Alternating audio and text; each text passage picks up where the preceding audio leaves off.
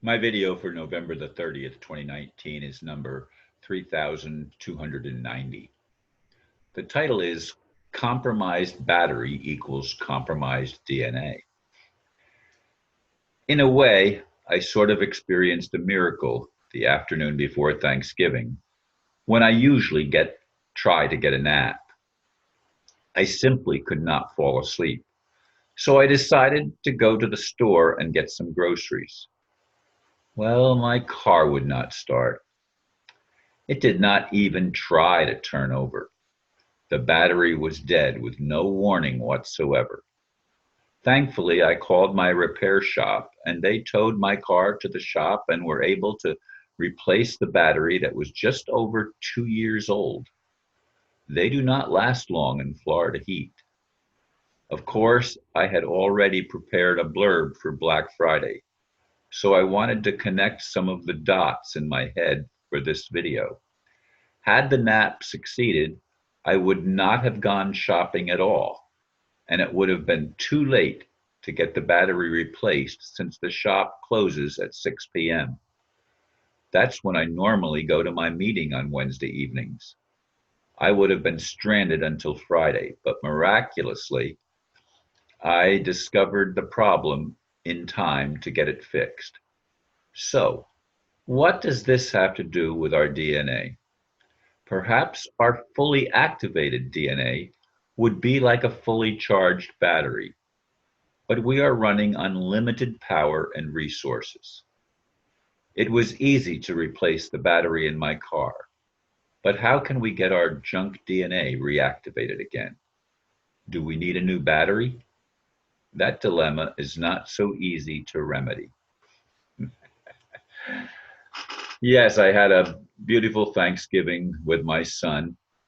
We went to a restaurant and the price was $5 more than I thought it was going to be. But anyway, I had enough money to pay for mine. My son offered to buy me the dinner, but I paid for my own.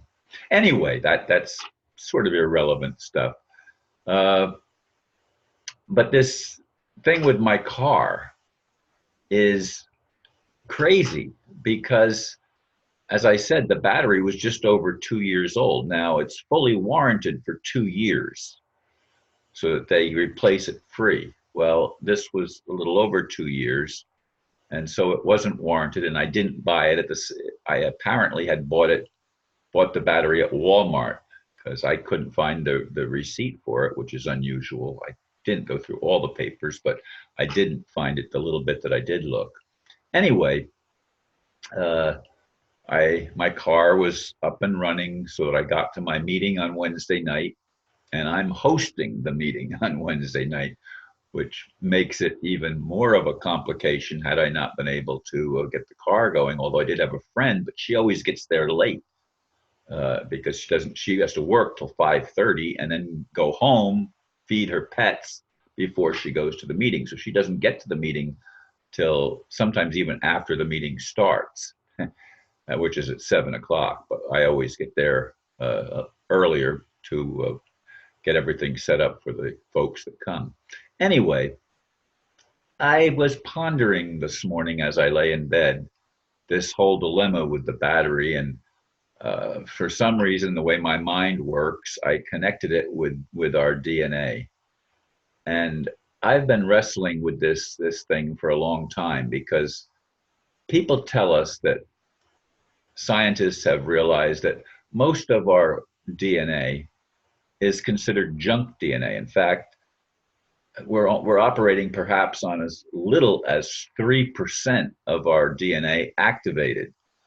Uh, it's like in the car, in that particular instance, the battery was completely dead, and the mechanic that replaced the battery took the old battery out and cleaned everything and put the new battery in. He said it happened to him once. He stopped at a red light, and when he went to go again, the battery just died, and he had to push the car off to the side of the road, and I don't. He didn't say he had to get it towed or anything like that, but it died right there at the intersection. Mine died in my driveway. So had it died when I'm at the park or driving, as it did with him, uh, I would have been sort of in a bigger jam. Uh, but it's right at my house, and the mechanic is only like about approximately 2 miles from my house, so it's not very far. I walk 2 miles every day, so that's not a big deal. Um, anyway, folks, I realize that my DNA has been activated. Now, do I realize that because I've been told that? Yes. I have no way of knowing, and neither does anybody else, that our DNA is considered junk. You know, it just doesn't work. We know that from what scientists have told us. Well, we could also surmise that that is the case by looking at some of the talents, gifts, and abilities that people seem to have had at other times. For example, building the pyramids. How did they do that without concrete? How did they cut the rocks the way they did, so perfectly joined together? So perfect. What technology did they use? We don't have that technology in the 21st century, but at some point in the past, they did. Was their DNA fully activated at some time in the past? Was there a golden age for humanity before our DNA was compromised, before somebody manipulated us and turned off the codons that enabled us to have what we would consider, by contrast, supernatural powers? But they were natural powers, I believe, for the people in that golden age period, that age of Atlantis before it collapsed, the age of a previous Aquarian age. And of course, ages come every 2000 and some odd years. We enter a new age. It's rounded off to 2000, but it's really like 2100 and some years, 160 or something like that. Anyway, I I think about things like this, and I ask the question when I pray to God for God, when are we going to have our DNA reactivated? When are we going to have the talents, gifts, and abilities that are supposed to be ours, that we can think about? When are they going to be activated? Now, some people, mostly of Eastern religions, Buddhists and Hindus, some of them are able to do some things that are quite supernatural. And of course, Anastasia was able to do things that we just would call it a miracle or call it fantasy. It doesn't resonate with current capabilities in the human genome, if you will, and in our human DNA. We don't have those talents, gifts, and abilities. They have been squandered, somehow lost, so that they are not available to us and ineffective by us. It's there. The scientists tell us that we've got all this DNA, but they have no idea what it's for.